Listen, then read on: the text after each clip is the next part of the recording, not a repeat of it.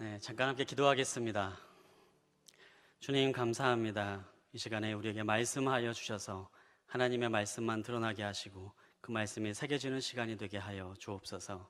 예수님의 이름으로 기도합니다. 아멘. 네, 저희는 에스더서의 말씀을 함께 묵상하고 있습니다. 에스더서는 페르시아를 배경으로 한 성경입니다.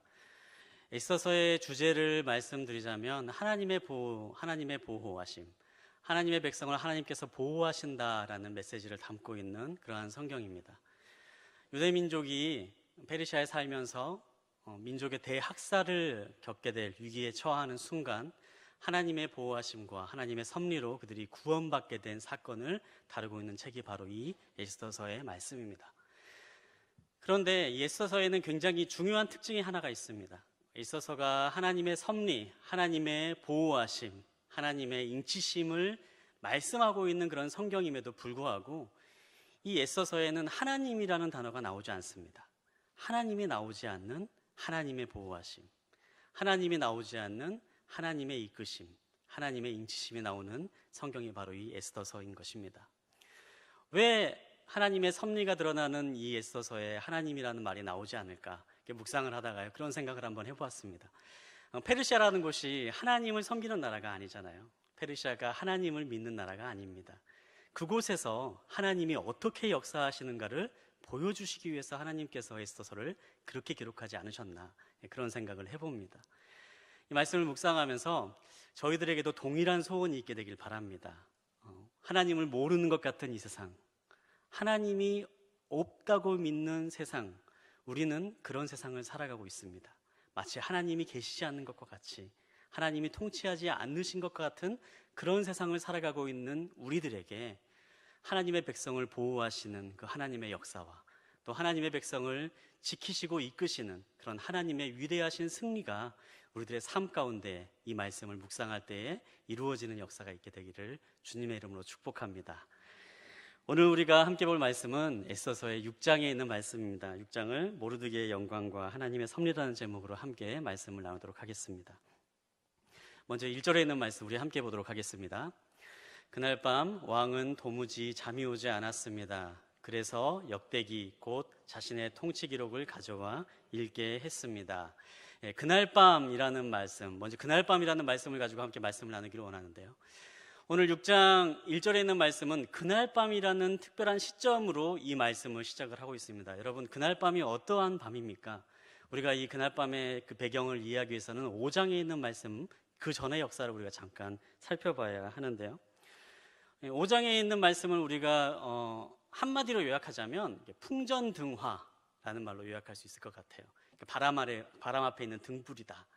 그러니까 적의 위협이 목전까지 오게 된 거죠. 적의 칼끝이 바로 우리의 목 앞에 와 있는 그런 위태로운 상황이 바로 이 전에 있는 말씀의 배경인 것 같습니다. 유대 민족을 구하기 위한 많은 노력들이 있었음에도 불구하고 적은 더 큰 반격으로 다가오고 있습니다. 하만의 계략으로 모르드게를 죽이고자 하는, 모르드게를 비롯한 모든 유대인 전체를 죽이고자 하는 그러한 계획이 진행되고 있습니다. 이제 유대인의 대학살은 날짜가 정해지고 반드시 지켜야 될 명령으로 반포되었습니다. 왕의 인장반지가 바로 그 명령을 보증하고 있는 것이지요.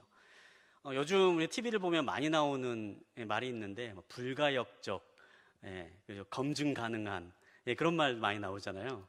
그런데 이 인장반지라는 게 바로 그런 역할을 하는 거였어요. 왕의 도장인데 왕이 어떠한 명령을 내렸는데 그 명령에 인장반지가 찍히면요, 그 명령은 어떠한 경우에서도 바꿀 수가 없는 명령, 절대적인 명령을 가리키는 그런 의미였습니다. 그런데 유대인을 죽이라, 유대인을 다 학살해라 라는 명령에 바로 그 왕의 인장반지 명령이 찍힌 사건입니다. 이제 유대인들은 다 죽을 수밖에 없는 운명 가운데 처하게 된 것이죠. 그때 유대인들의 유일한 희망이 하나가 있다면 바로 왕비 에스더였습니다. 유대인이면서도 유대인이라는 신분을 숨기고 왕비가 되었던 이 에스더가 유대인들에게 유일한 희망이었던 거죠. 그리고 사람들은 모르드게를 통해서 이 왕비에게 간청을 하게 됩니다. 그리고 왕비는 내가 죽게 되면 죽겠습니다 라는 굳은 결의를 가지고 유대인을 구명하기 위한 일에 앞장서기 시작하죠. 그런데 그 이후에 어떠한 일들이 있었는가? 5장 3절부터 이 말씀이 쭉 나오고 있는데요. 에스더가 그 이스라엘 사람들, 유대인의 그 구명을 위해서 했던 일은 먼저 잔치를 벌이는 일이었습니다. 잔치를 벌였어요. 잔치를 벌여서 왕을 초대하고 또 하만을 초대하는 그런 일을 벌이는 거죠. 왜 잔치를 벌였을까요? 아마 그 유대 에스더는 이 명령이 바꿀 수 없는 절대적인 명령인 걸 알았기 때문입니다. 그렇기 때문에 먼저 왕을 초대한 거예요. 이 명령을 바꿀 수 없는 인장반지가 찍힌 명령인 걸 분명히 알았기 때문에 왕의 환심을 먼저 살려고 한 거죠. 왕이 기분이 좋게 해주고 왕이 마음이 편안하게 해서 왕의 마음이 녹아지게 하도록 먼저 왕을 잔치에 초대한 겁니다. 그리고 동시에 하만을 초대하죠. 왜? 하만이 바로 이 사건의 키맨이기 때문에. 왕의 마음과 하만의 마음, 이 두 사람의 마음을 녹일 수만 있다면, 이 두 사람의 마음을 되돌릴 수만 있다면 유대인에게 내려진 대학살의 명령을 바꿀 수 있을 것이다. 그렇게 에스더는 생각했기 때문입니다. 굉장히 지혜 있는 생각이죠. 그 당시 에스더가 할 수 있는 유일한 방법이 바로 이 방법이 아니었을까 생각을 해봐요. 이렇게 보면 에스더는 상당히 용의주도한 인물이었던 것 같습니다.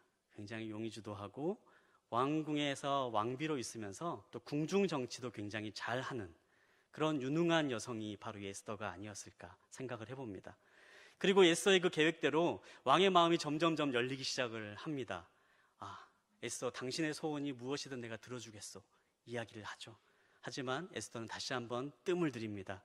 왕이 그 마음을, 그 말을 변치 못하도록 하룻밤 더 잔치를 벌일 테니 그때 이야기하겠습니다.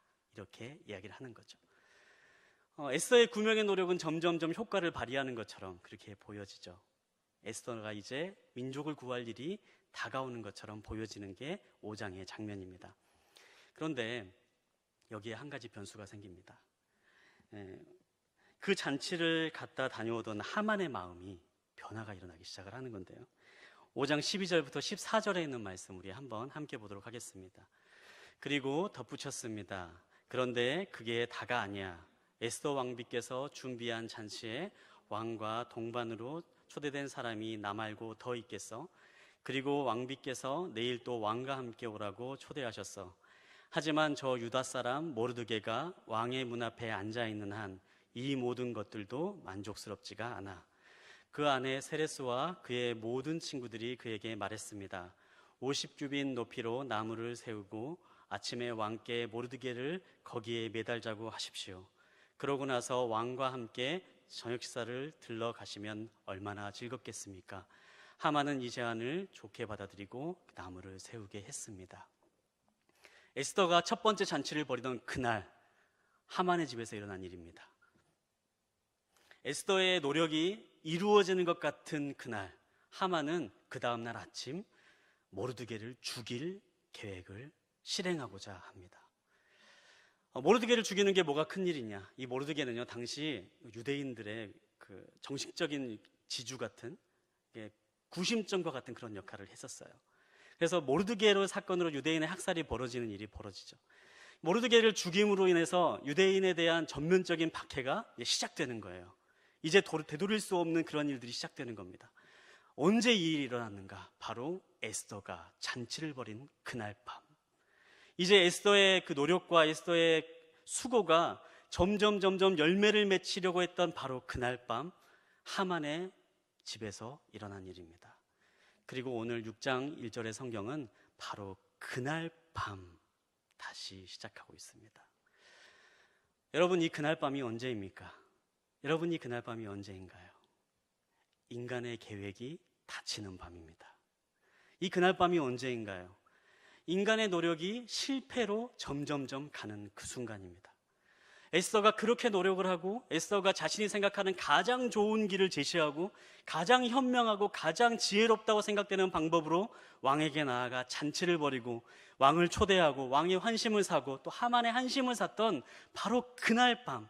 하지만 그럼에도 불구하고 에스더의 계획이 모두 다 물거품으로 될 것만 같은 그날 밤 하나님의 역사가 시작되는 것입니다. 우리는 종종 이런 상황 가운데 처하게 됩니다. 최선을 다해 노력했는데 결과가 좋지 않은 거예요.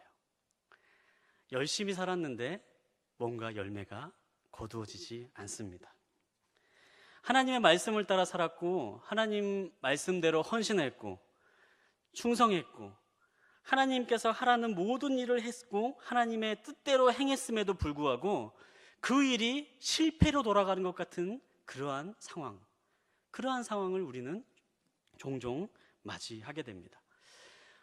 나의 욕심과 나의 공로, 내가 조금 더 잘 되기 위해서 뭔가 일을 해서 실패하면 그래, 이거는 내 욕심 때문에 그런 거야 라고 생각될 수 있겠지만, 그게 아니고 하나님의 일을 하는데도 불구하고 하나님의 뜻대로 행하는데도 불구하고 왜 이 일이 안 되는 것일까? 왜 이 일이 막히는 것일까? 그러한 순간에 우리들은 당황할 때가 많이 있습니다. 바로 그날 밤인 겁니다. 오늘 6장 1절에 나오는 그날 밤이 바로 그날 밤인 겁니다. 성경에는요, 그날 밤 일하시는 하나님을 수도 없이 말씀합니다.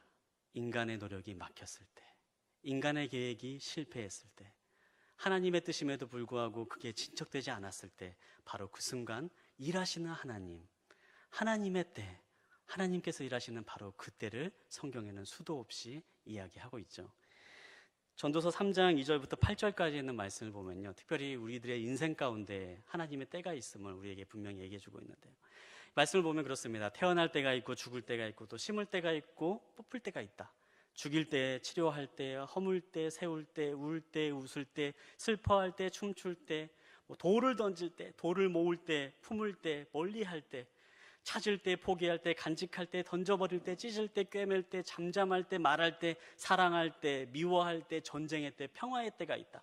우리의 인생에 수많은 때들이 있다라고 성경은 기록하고 있지요. 우리가 그냥 흘려보내는 것 같은 인생이고 우리의 삶 가운데 흘러가는 것과 같은 인생이지만, 성경에서 말하는 것은 우리의 삶에는 모두가 다 때가 있고 하나님께서 만드시는 그 순간들이 있다라고 기록하고 있습니다. 이 때에는요, 굉장히 중요한 전제가 하나가 있는데, 우리 전도서 3장 1절에 있는 말씀 우리 함께 읽어보도록 하겠습니다. 함께 읽겠습니다. 시작. 모든 것에는 시기가 있고 하늘 아래 모든 일에는 목적에 따라 때가 있다. 네. 하나님께서 말씀하십니다. 우리 인생에는 모두가 다 하나님의 때가 있는데, 그 때는요, 분명한 하나님의 목적에 따라 때가 있음을 우리에게 분명하게 말씀하시는 거예요. 하나님의 목적에 맞는 분명한 때가 있고, 하나님의 목적에 맞는 이루어지는 때가 있고, 하나님의 목적에 맞아 찾을 때가 있고, 하나님의 목적에 맞아 얻게 되는 때가 분명히 있음을 성경은 우리에게 이야기하고 있습니다. 사랑하는 여러분, 우리의 인생 가운데 막히는 순간들이 있습니까? 우리의 인생 가운데 뭔가 풀리지 않은 순간들이 있습니까? 우리의 인생 가운데 뭔가 계획대로 되지 않은 순간들이 있습니까? 그렇다면 우리가 먼저 이 때가 과연 하나님의 때인지를 돌아볼 수 있는 지혜가 있기를 바랍니다. 하나님의 때에 하나님께서 명하시는 하나님의 뜻들이 우리들의 삶 가운데 분명하게 이루어질 줄 믿습니다. 저는 이 말씀을 묵상하면서요, 그 에스더서를 묵상하면서 그런 생각을 한번 해봤어요. 만약에, 이게 상상입니다. 만약이죠. 만약에 그 에스더가 계획했던 대로 일이 이루어지는 거예요. 만약에 에스더가 계획했던 대로 잔치를 벌여서 왕이 초대되고 또 하만도 와가지고 잔치를 막 벌이는 거예요. 즐겁게 잔치를 벌이고 이튿날도 와서 잔치를 초대해서 잔치를 벌여서 왕의 마음과 하만의 마음이 활짝 열려가지고 에스더가 간청했을 때, 그러면 그래, 지난번에 내렸던 그 명령은 없었던 걸로 합시다, 이렇게 딱 결정되었으면 어떻게 됐을까요? 저는 이제 그런 상상을 혼자 해봤거든요. 근데 그러면 모르긴 몰라도 그 장면에서 드러나는 것은 에스더밖에 없었던 거죠. 그 장면에서 드러나는 것은 에스더, 좀 더 하면 모르드게, 에스더와 모르드게가 영광을 받는 장면으로 끝나버리는 사건이 되는 겁니다. 하지만 하나님은 이 일을 통하여서 분명한 목적이 있으셨습니다. 하나님은 이 일을 통하여서 하나님께서 영광이 나타나시기를 원하셨습니다.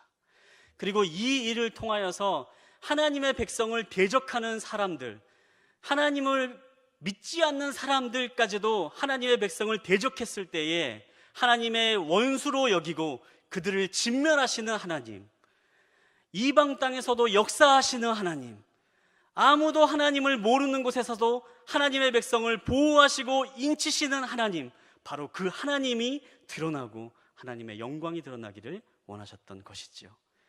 하나님은 바로 그러한 분명한 목적으로 이 일을 이끌어가고 계셨던 것입니다.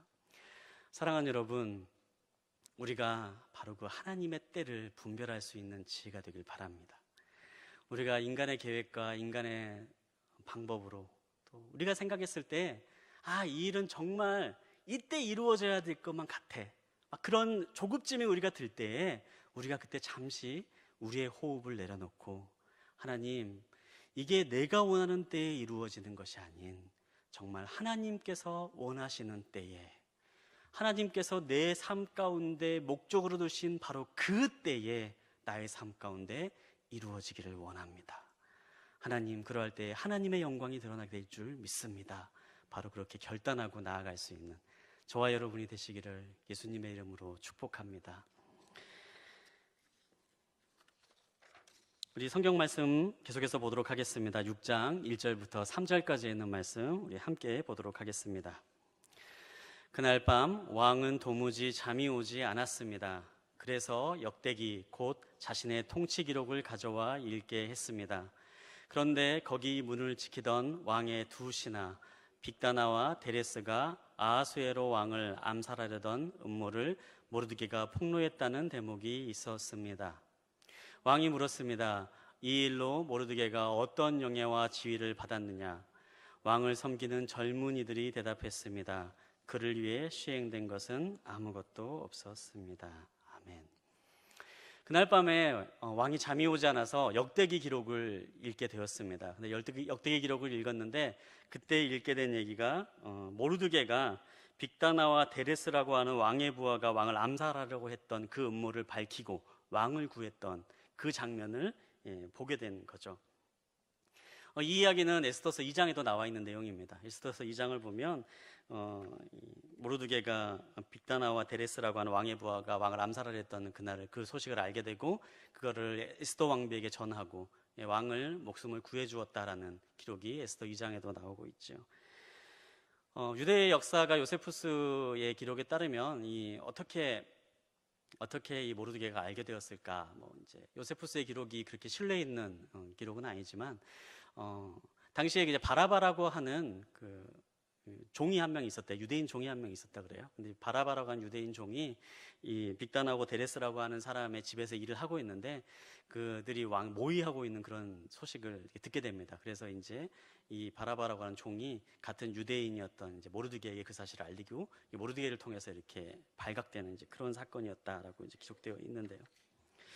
그런데 우리가 주목하기 원하는 것은요, 2장 끝날 때, 그리고 바로 오늘 본문에 있는 말씀에도 나와 있는 것처럼 왕의 목숨을 구했던 모르드게가 아무런 상을 받지 않았다는 사실입니다. 왕의 목숨을 구했던 모르드게가 아무런 상도 받지 못하고 아무런 영예를 얻지 못했다라는 사실이죠. 이 사실이 역대기 기록, 왕의 궁정 기록에까지 기록되었을 만큼 모든 사람이 다 알고 있는 사실이었어요. 모르드게가 왕을 구했다라는 사실이 그냥 몇몇 사람들만 알고 끝난 사건이 아니었다라는 거죠. 왕궁에 일했던 모든 사람들이 모르드게가 왕을 구했다라는 사실을 다 알고 있었습니다. 근데 그럼에도 불구하고 이상하게 아무런 상을 받지 못하고 그냥 끝나버리는 거예요. 그냥 흘러가 버리는 거예요. 잊혀져 버린 거죠. 모르드게의 공로가 잊혀져 버리고 마는 겁니다. 왕의 목숨을 구했다면 굉장히 큰 공이죠. 왕의 목숨을 암살의 위협에서 구했다고 하면 정말 보통 상도 아닌 상상할 수 없는 상을 주는 게 맞을 거예요. 그런데 이상하게 그게 잊혀져 버립니다. 그리고 에스더 3장을 보면요, 그 뒤에 오히려 하만이라고 하는 사람이 가장 높은 신하가 되었다, 이런 기록으로 그냥 넘어가 버리고 말아요. 왕의 목숨을 구했는데도, 왕을 위기에서도 구했는데도 모르드게는 아무런 상도 받지 못하고 그냥 지나가 버리고 맙니다. 그런데 참 놀라운 점은 모르드게가 그런 억울한 일을 당했는데도 마음에 분노나 울분을 품지 않았다는 거예요. 그렇게 참 억울한 일이죠. 내가 왕의 목숨을 구했는데 왜 나를 알아주는 사람이 아무도 없어? 그런데 굉장히 억울한 일입니다. 그럼에도 불구하고 모르드게가 이 일을 그냥 아무렇지도 않게 그냥 흘러보냈다라는 사실입니다. 어렸을 때부터 저는 이제 교회에서 이제 자랐어요. 교회에서 자라서 뭐 저희 집이 교회이기도 했고요. 그래서 이제 교회에서 많은 또 어르신들도 만나고, 교회에 많은 장로님들도 만나고, 교회 많은 권사님들도 만나서 이제 교회에서 흔히 쓰는 이제 그런 말이 저는 이제 굉장히 좀 익숙한 편인데요. 교회에서 이제 흔히 하는 말 중에 그런 말이 있어요. 기도가 쌓인 집, 선행이 쌓인 집, 뭐가 달라도 다르다. 뭐 그런 얘기 있어요. 그런 얘기 들어보신 적 있지 않으신가요? 기도가 쌓인 집은 뭐가 달라도 달라. 뭐 선행이 쌓인 집. 그래서 뭐 어떤 뭐 장로님 만나면 저 집안은 믿음의 사대래 막 그러면서 사람들이 와 막 좋겠다 막 이렇게 얘기하고, 그런 얘기 어렸을 때부터 많이 들었는데, 근데 사실 제가 어렸을 때는 사실 그 얘기 별로 전 좋아하지 않았습니다. 왜냐하면 무슨 믿음에도 금수저가 있고 은수저가 있고 흙수저가 있는 느낌인 거예요. 아니, 누구는 뭐 믿음의 사대집에서 태어나고 싶지 않아서 사대집에서 안 태어났나요? 누구는 믿음의 뭐 초대 믿음을 가지고 있는 집에 태어나고 싶어서 거기 태어났나요? 그러니까 나 당연히 뭐 많은 기도가 쌓인 집, 선행이 쌓인 그런 집에 태어나고 싶지. 뭐 그렇기 때문에 저는 좀 약간 이 얘기를 들으면 뭐 금수저냐 흙수저냐 뭐 은수저냐, 신앙에도 그런 게 있는 것 같아서 사실 어렸을 때 제가 이제 신학교 다닐 때까지는 그 얘기를 잘 이렇게 별로 좋아하지 않았습니다. 그런데 제가 이제 뭐 사역하고 또 신앙 생활을 계속하고 또 믿음 생활을 하다 보니까 한 가지 얻은 진리가 있다면요, 옛 어르신들의 말씀은 틀린 게 하나도 없다라는 얘기를 제가 깨닫게 되었어요. 근데 실제로 보면 그렇더라고요. 기도가 쌓인 집, 선행이 쌓인 집, 그 집은요 뭐가 달라도 좀 달라요. 그게 이제 뭐 이거는 구원이랑은 상관없는 얘기입니다. 구원이랑은 전혀 별개의 문제예요. 그런데 그게 왜 그런가 생각을 해보니까 그 집안에 이러는 영적인 분위기라는 게 있어요. 그 기도가 쌓인 집, 선행이 많이 쌓인 집, 정말 많이 선한 일을 하는 집, 하나님의 베품이 정말 많은 집들은 그 집에 쌓여있는 영적인 흐름들이 분명히 존재하는 거예요. 그 집에 있는 영적인 기운들이 있어요. 정말 기도를 많이 하는 분들이 집에 가면 뭔가 달라요. 그런 분들과 얘기하면 뭔가 달라요. 그런 게 느껴져요. 그래서 제가 이제 어르신들의 말씀이 틀린 게 하나도 없다라고 느꼈는데, 정말 그렇습니다. 신앙이 쌓이고 기도가 쌓이고 선행이 쌓인 집을 가면요 뭐가 달라도 다릅니다. 근데 그게 뭐 제 그냥 생각인가 했더니 성경을 읽어보면 성경에서도 그렇게 얘기를 해요. 하나님께서 갚아주신다. 잠언을 보면 어떻습니까? 선한 일을 하는 집에 뭐 빈궁함이 없다, 이런 말씀들이 계속 나오고 있잖아요. 분명히 성경에도 그렇게 얘기를 하고 있습니다. 혹시나 이의를 제기하실까봐 히브리서 6장 10절에 있는 말씀 우리 함께 보도록 할까요? 히브리서 6장 10절에 있는 말씀 함께 보겠습니다. 시작. 이는 하나님이 불의하시지 않으심으로 여러분이 성도들을 섬겼을 때에, 또한 섬길 때 여러분의 행위와 여러분이 하나님의 이름을 위해 보여준 사랑을 잊지 않으십니다. 여러분이 성도들을 섬겼을 때, 과거에죠. 과거에 섬겼을 때, 그리고 지금 섬기고 있는 것, 그것들을 하나님이 잊지 않으신다라는 거예요. 이 말씀이 무엇입니까? 여러분, 우리가 하나님의 이름을 가지고 섬기고 선행을 하고 하나님의 이름을 가지고 헌신을 하고 하나님의 이름을 가지고 구제를 하면 하나님이 그것을 잊지 않으신다라는 거예요. 하나님이 그것을 그냥 흘려보내시고 하나님이 그냥 없애버리시는 것이 아니라 그것들을 다 기억하고 계시는 하나님이시다, 그렇게 우리에게 말씀하고 있는 거죠. 그렇기 때문에 기도가 쌓인 집, 선행이 쌓인 집은요 바로 그 원리예요. 하나님께서 그걸 기억하고 계시는 거예요. 하나님께서 그거를 담아두고 계시는 거예요. 그리고 하나님의 때가 되었을 때 그것을 여시는 거죠. 하나님의 때가 되었을 때 그것을 뭐 무슨 통조림 따듯이 똥 하고 따는 그런 거죠. 모르드게가 바로 그런 사람이었습니다. 여러분, 모르드게의 선행은 그 당시에 잊혀져 버렸어요. 모르드게가 한 행동은 그 당시에는 사라져 버렸던 겁니다. 그런데 그 공로가 결정적인 하나님의 때가 되었을 때 바로 모르드게에게 돌아오는 사건이 바로 있게 되는 겁니다.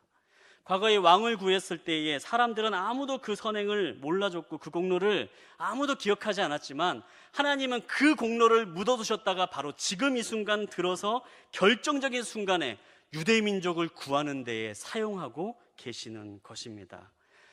사랑하는 성도 여러분, 우리가 하나님께서 우리의 모든 선행과 우리가 하는 모든 행위를 기억하신다라는 것을 우리가 마음에 품고 살아가는 저와 여러분이 되시길 바랍니다. 그러면 어떤 일이 일어나는 줄 아십니까? 그러면요, 서운한 마음이 없어요.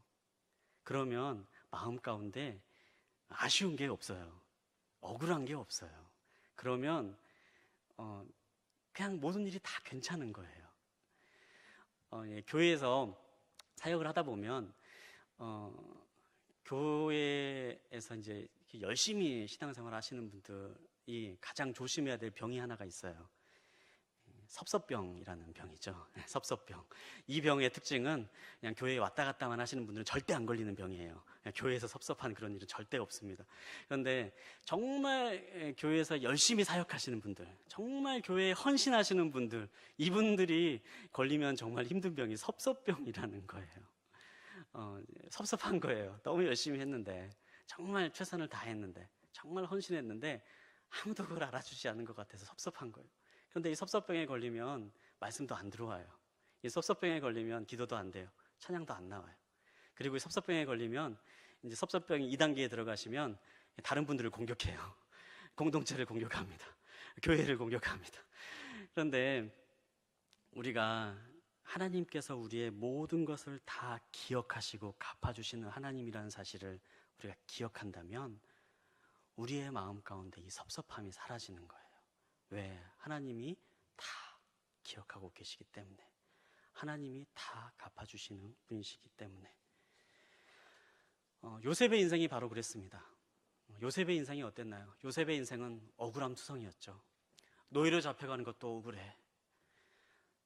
노예로 팔려간 집에서 그나마 열심히 일을 해가지고 그곳에서 좀 지위가 높아지려고 하니까 갑자기 이상한 여자를 만나가지고 감옥에 갇힌 것도 억울해.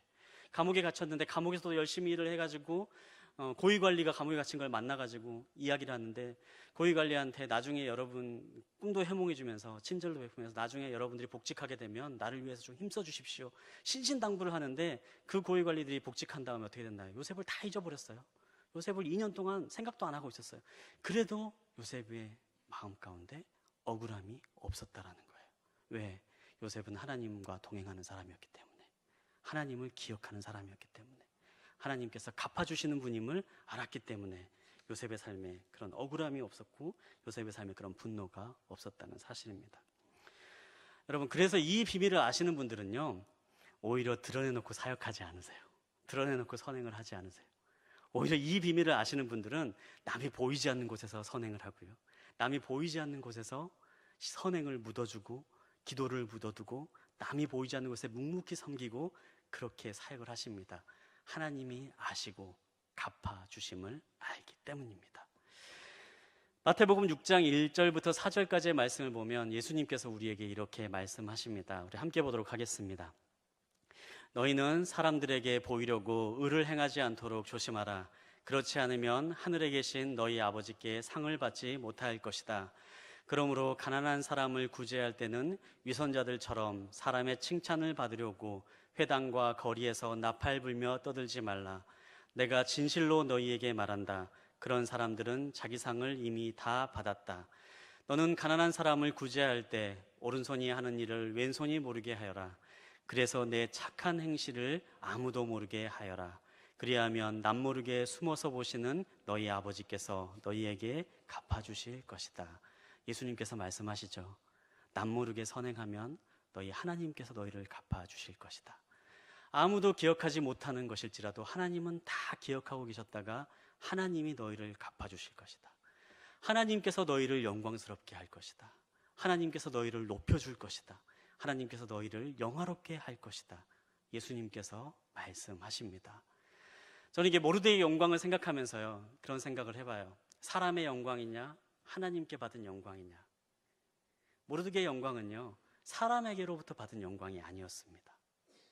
하지만 그가 그 일을 마음에 품지 않고 억울해하지 않고 분노하지 않고 하나님만 바라보며 나아갔을 때 바로 그 순간 모르드게를 하나님께서 영광스럽게 만들어 주시는 겁니다.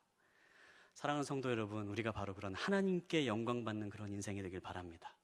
사람에게 칭찬받는 인생이 아니라, 사람에게 흔들리는 인생이 아니라, 사람들이 하는 말과 사람들이 알아주는 것에 마음을 쓰는 인생이 아니라 하나님 한 분에게 기쁨이 되고 하나님이 높여주는 그런 영화로운 자리에 앉는 저와 여러분이 되시기를 예수님의 이름으로 축복합니다.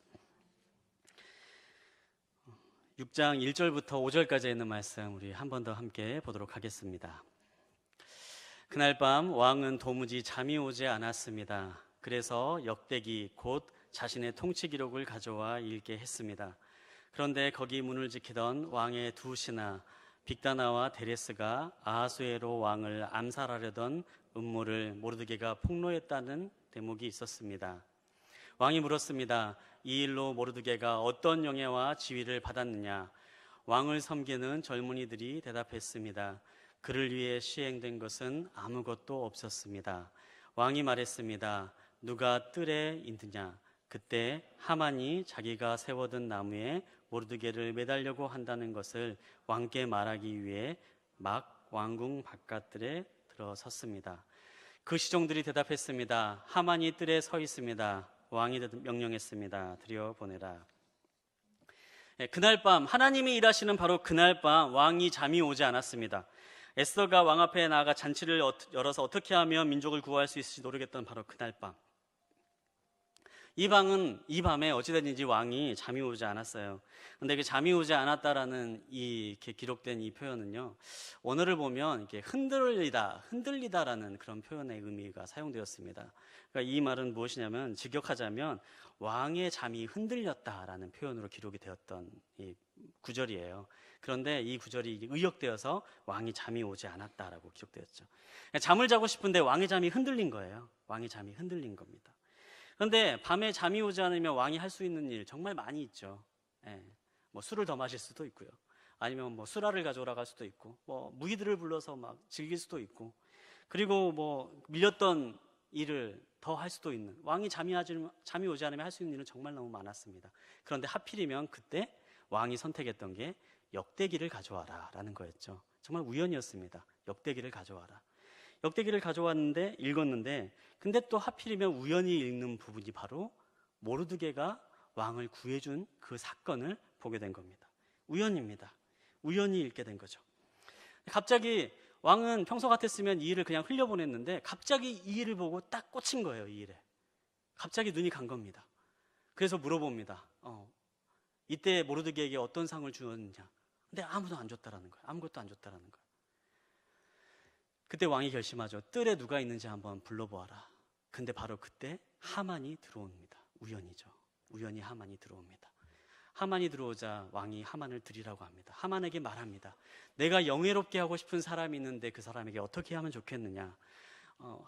왕이 모르드게를 높이겠다는 얘기를 하는 게 아니에요. 그냥 말하지 않고 영예롭게 하고 싶은 사람이 있는데 어떻게 하겠느냐? 우연입니다. 그래서 이 말을 듣고 하만이 자기를 높이겠다고 착각을 하는 거예요. 나 말고 왕이 높이려고 하는 사람이 누가 있겠는가 착각을 해서 왕에게 제안한 겁니다. 왕관과 왕복과 왕의 말을 줘서 그 사람이 입게 하고 시내를 돌아다니면서 이 사람이 왕이 가장 영예롭게 생각하는 사람이다 선포하게 하십시오. 자기가 그렇게 될 거라고 생각을 하고 말을 한 겁니다. 우연이죠. 우연히 계속해서 이어져 나가는 사건이 바로 우리가 읽은 6장 1절부터의 사건입니다.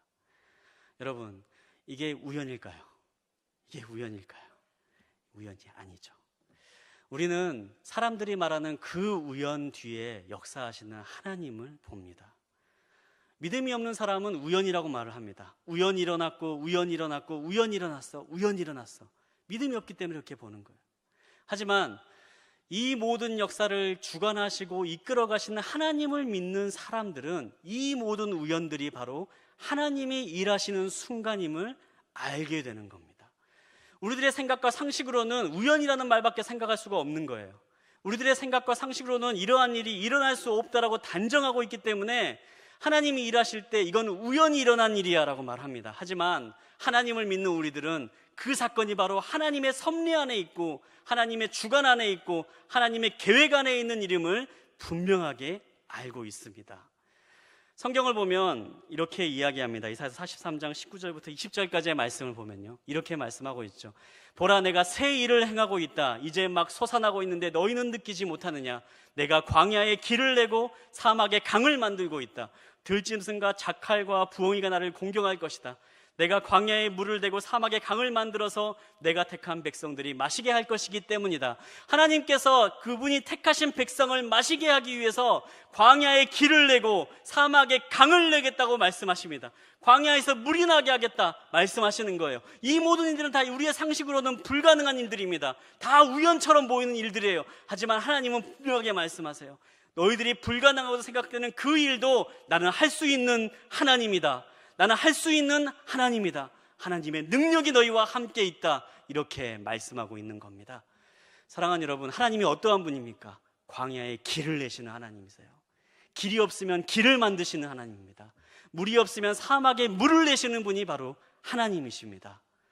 도저히 불가능해 보이는 사건, 도저히 해결될 것 같지 않는 순간에도 하나님은 길을 내시고 물을 내셔서 우리들의 삶을 보호하시고 이끌어 가신다라는 사실입니다. 사랑하는 여러분, 우리들의 삶 가운데 정말 도무지 해결될 것 같지 않은 순간, 도무지 나아질 것 같지 않는 순간,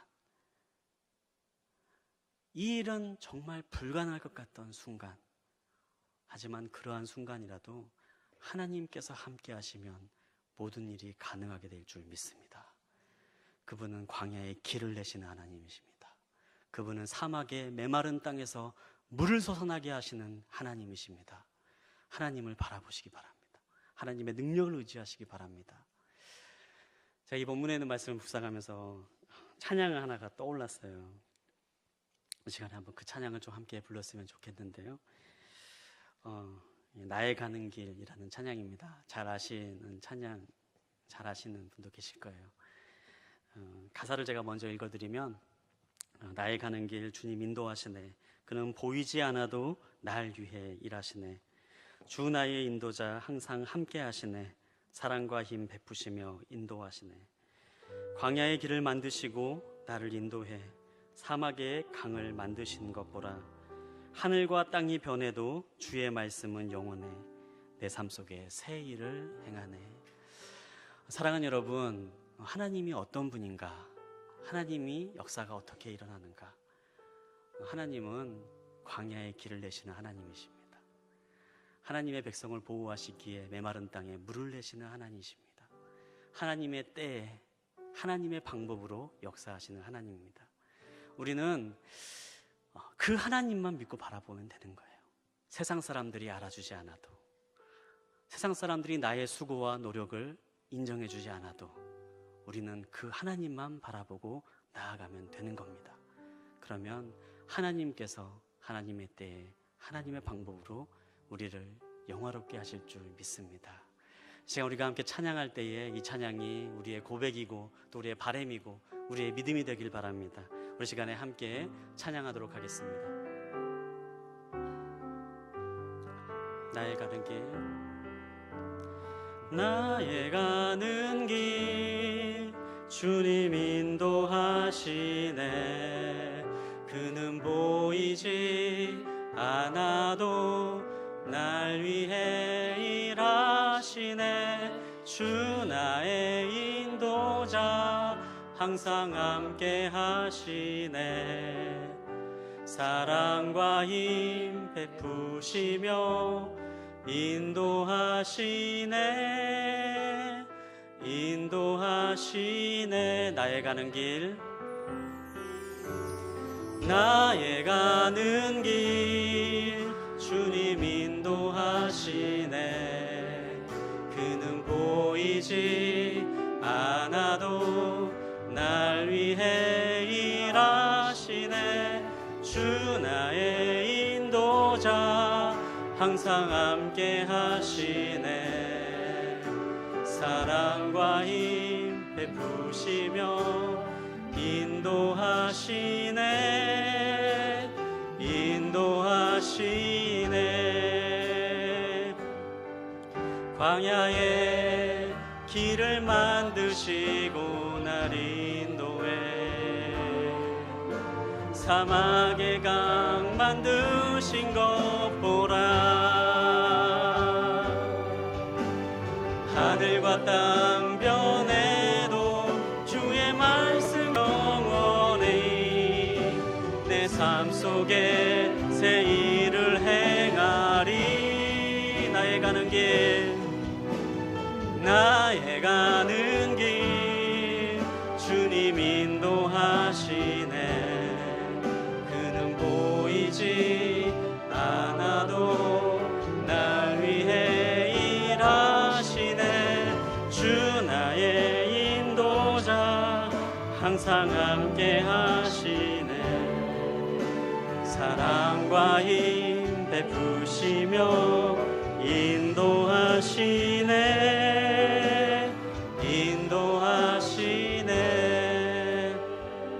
아멘.